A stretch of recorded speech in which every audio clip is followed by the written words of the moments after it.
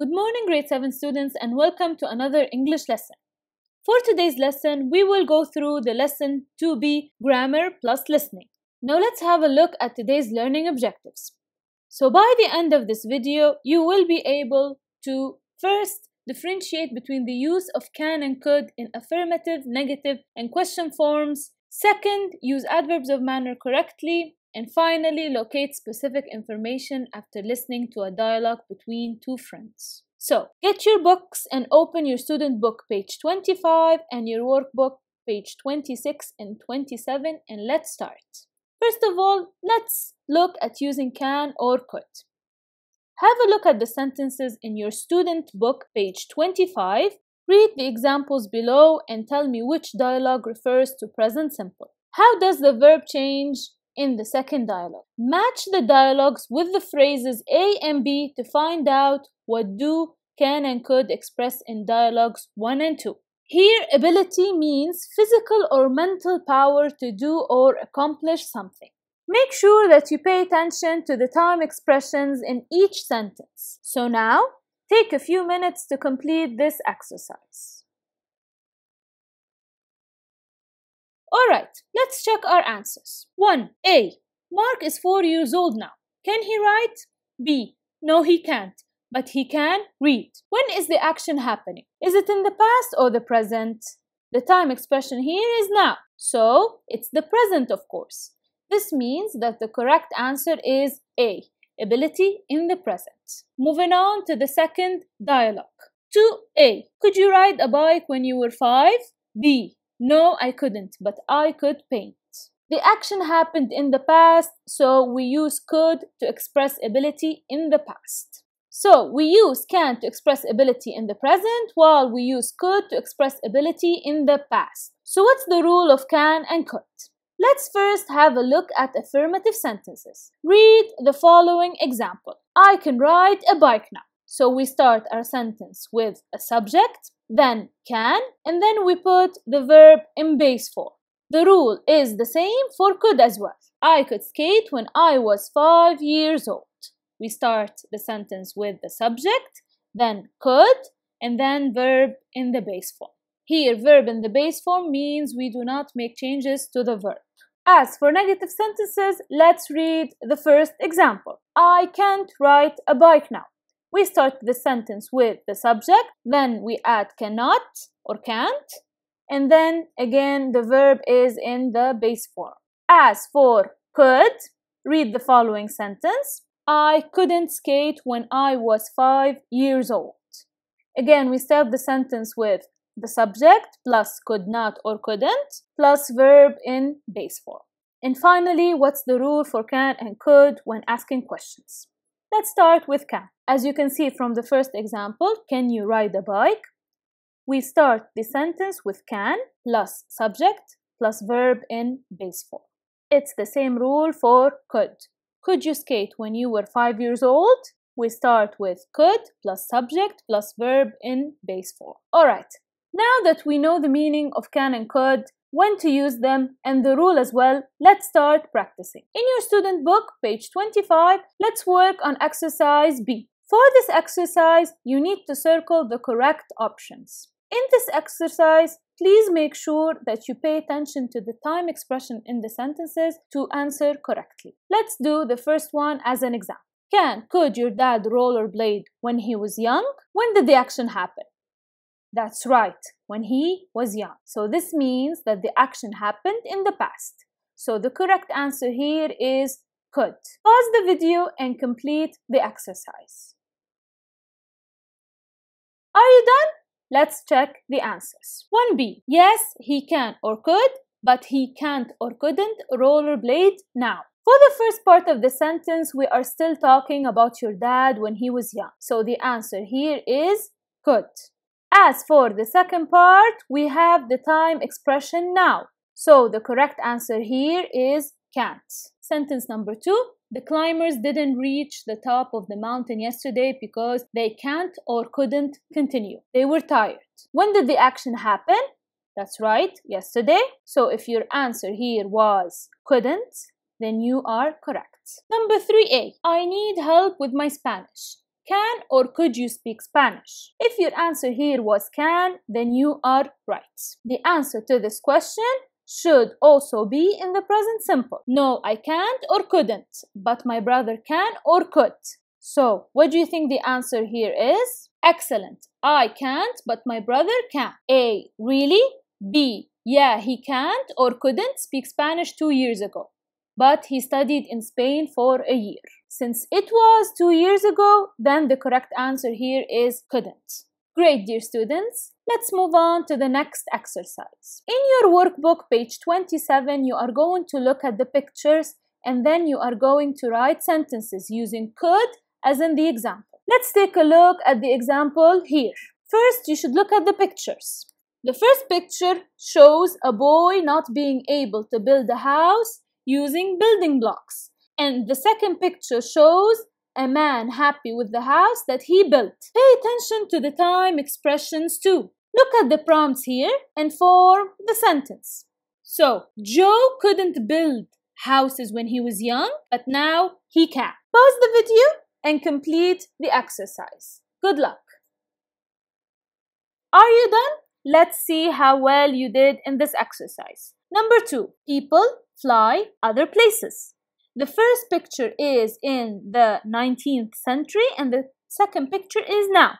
So the answer is people couldn't fly to other places in the 19th century, but now they can. Number 3. Look at the pictures and then form the sentence using the prompts. So the answer here is exactly. Cliff couldn't climb Mount Everest 15 years ago, but now he can. Great. With this, we have achieved the first objective. We are able now to differentiate between the use of can and could in affirmative, negative, and question forms. Next, let's learn about the adverbs of manner. In your student book, page 25, read the examples below and complete the rules with the words in blue.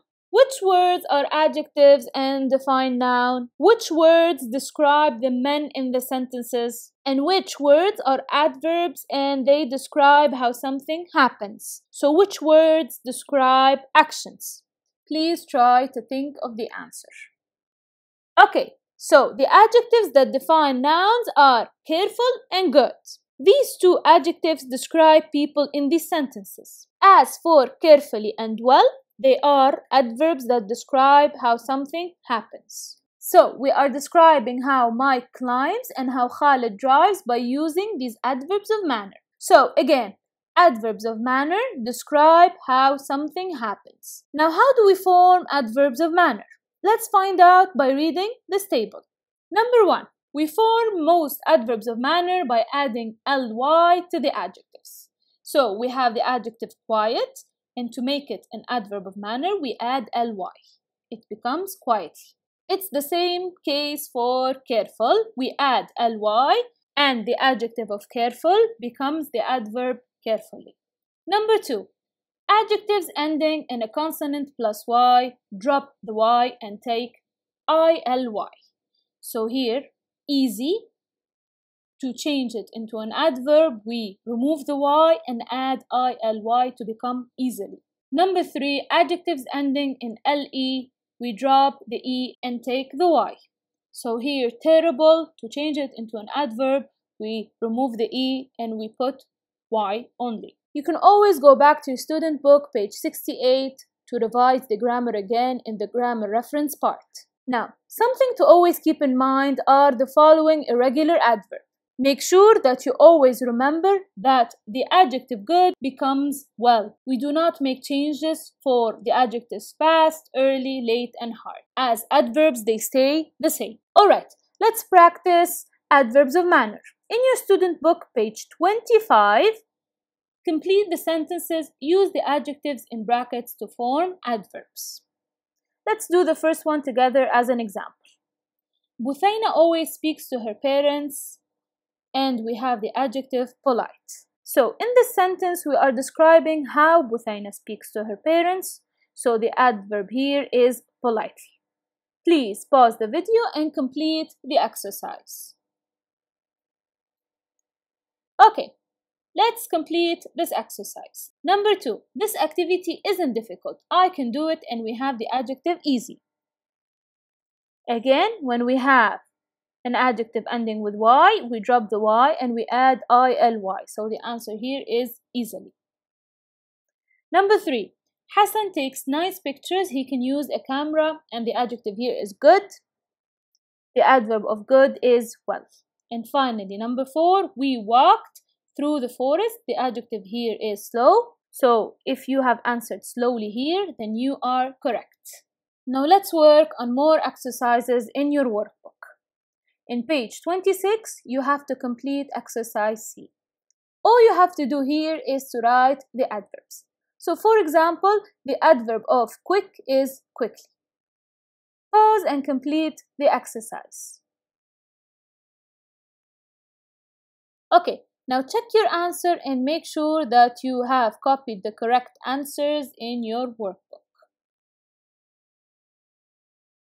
Now, we are going to use the adjectives and adverbs in exercise C to complete exercise D. So read the sentences and put the correct adjectives or adverbs. Let's do the first one as an example. Walk up the stairs. There is water on the floor. Here we are describing the way you walk up the stairs, and there is water on the floor. So the correct answer is carefully. Now pause the video and complete the exercise. Good luck. Are you done? Let's check the remaining 5 sentences. Number 2. My dad's car is not fast. It's very. In this sentence, we are describing the car, and what's the opposite of fast? That's right. The answer is slow. Number 3. This soup is, I don't want it. The correct answer here is the adjective terrible, since we are describing the soup. Number 4.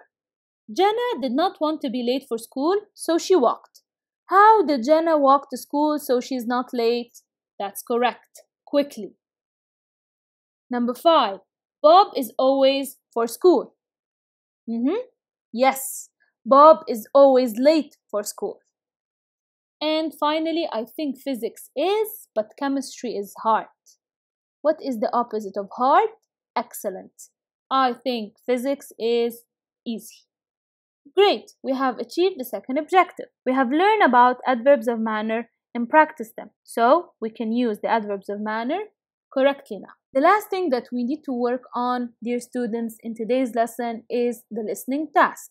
In your workbook, page 27, pause the video and take a few minutes to first read the questions and the answers before we begin.